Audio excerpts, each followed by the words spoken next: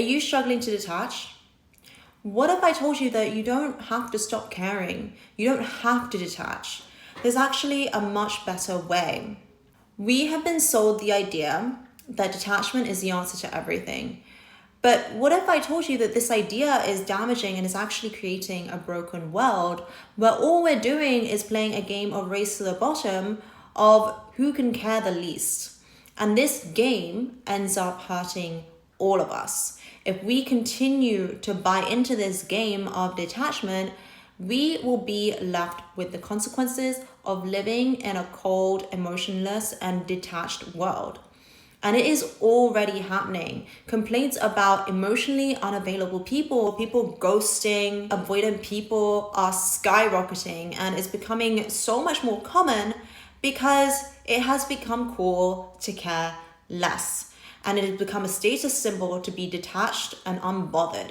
But what if I told you that your ability to care isn't failure? You're not defective, and the reason why you have to learn to detach and why it's so hard for you to not care about someone that you were close with is because you are a normal human being. You're not broken. It is a normal human response to be attached to someone. You were not made to be able to detach instantly and move on like nothing happened. You know what we call people who are able to do that?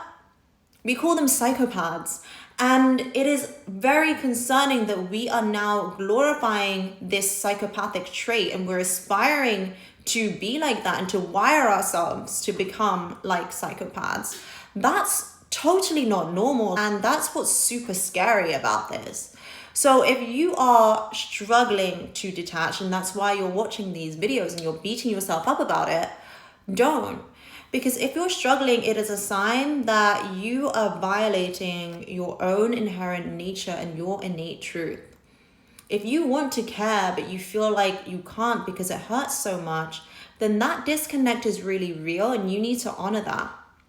So what if I told you that you shouldn't be wishing to care less? Instead, you should just wish for a stronger heart.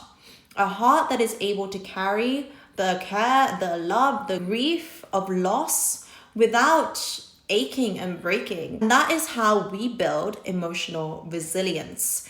We should be aiming for emotional resilience, not detachment. Now, I want to be clear, of course, detachment has a time and a place, but the issue is that social media hype has turned detachment into a very unhealthy coping mechanism rather than a tool for genuine emotional healing. It positions detachment as the go-to strategy and a way for us to appear high value and interesting to people when in most cases it's just really unnatural. We are social creatures. We are wired to bond biochemically and emotionally to other people. So I want you to know that you caring is not a weakness. You shouldn't aspire to stop caring, but to simply expand your capacity to care without it hurting you so much. Being able to feel and still be able to function is the sign of real strength. You don't have to detach from your pain or from your grief or from your care. But what if you allowed that experience of heartbreak and that mistreatment to build your emotional resilience and make you stronger? That's what those experiences should be building in you. And if you are finding that you are over time becoming more shut down, becoming more detached, then it means that you're not actually healing. You're becoming more disconnected from yourself. You know when you are truly healing when your capacity for love, compassion, and also pain expands and increases over time. You become more resilient, you become more understanding, more patient, more expansive, and less reactive.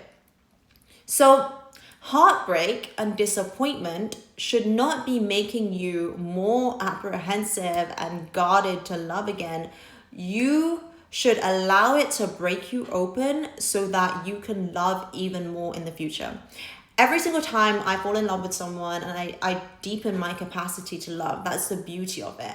And it means that I am able to go deeper with the next person and the next person. And so even if it ends, I've proven to myself how much I can care. Think of it as you're expanding your comfort zone. Your capacity grows over time, and over time, your capacity for your heart to hold both love and pain should grow. What if we change the goal from caring less to giving as much love in this lifetime as we can? The heart is a muscle, and just like you build muscle in the gym by working out, you strengthen your heart by working it out, by giving love to other people. And here's a powerful reframe for you. What if we saw that the pain of heartbreak as a sign that we're getting stronger, not a sign that we are failing or defective in some way? Just in the same way that when we get sore from going to the gym, we see that as a sign of muscle growth.